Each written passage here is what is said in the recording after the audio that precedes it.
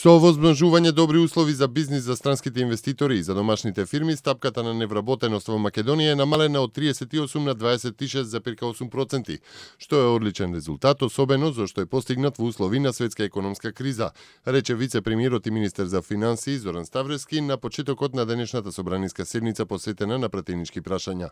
Владата креира услови за бизнис и за странските инвеститори и за домашните компании, а овие ги стимулира и со низа мерки и проекти, меѓу кои и најновиот Македонија вработува, преку кој само за 5 месеци се вработиле 6200 лица.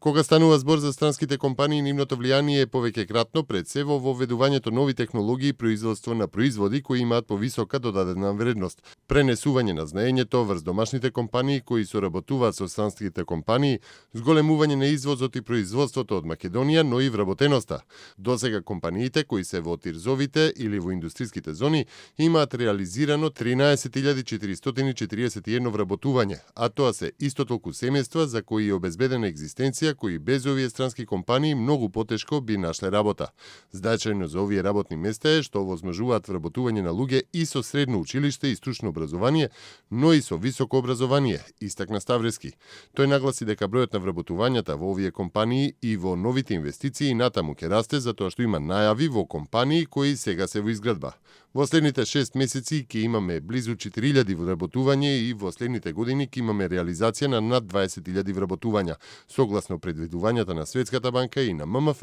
но и на владата на Република Македонија врз основа на досегашните најави за инвестиции во земјата.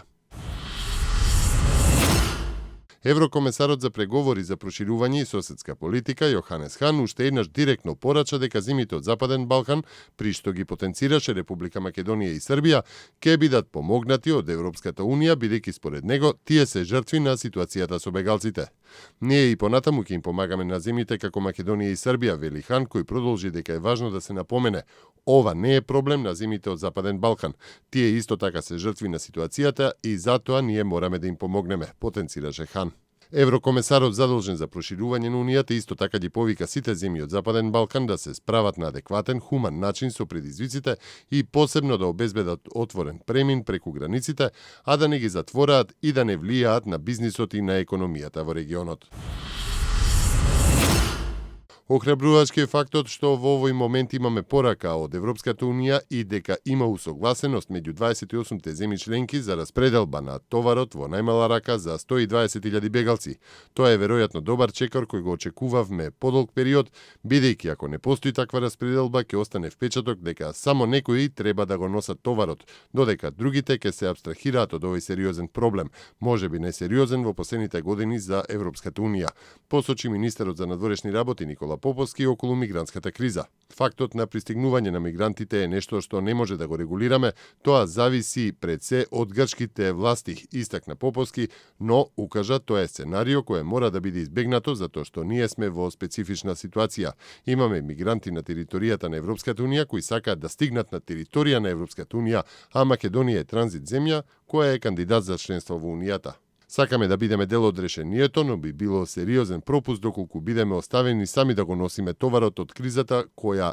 ниту сме ја причиниле, ниту можеме да ја разрешиме, додаде Поповски. Во врска со одлуките на Советот на Унијата, за нас е значајно да бидеме земени предвид при финансиската помош која се алоцира за справување со мигрантската криза, но исто толку е важно, рече Поповски, да не бидеме изоставени од политичкото решавање на овие проблеми. До овој момент 80.000 евра се алоцирани од Европската Унија за конкретно во Република Македонија во насилка на организации како УНХЦР, Црвениот крст и други. Во делот на институциите се уште не постои финансиска помош од страна на Европската Унија. Ветување е дека тоа ќе биде опфатено со 1,5 милиони евра кои се алоцирани во овој момент за Македонија и за Србија, изјави Поповски, додавајќи оти е поднесена и проценка за тоа колку досега ја чини Република Македонија мигрантската криза, проценка која се изразува во милиони.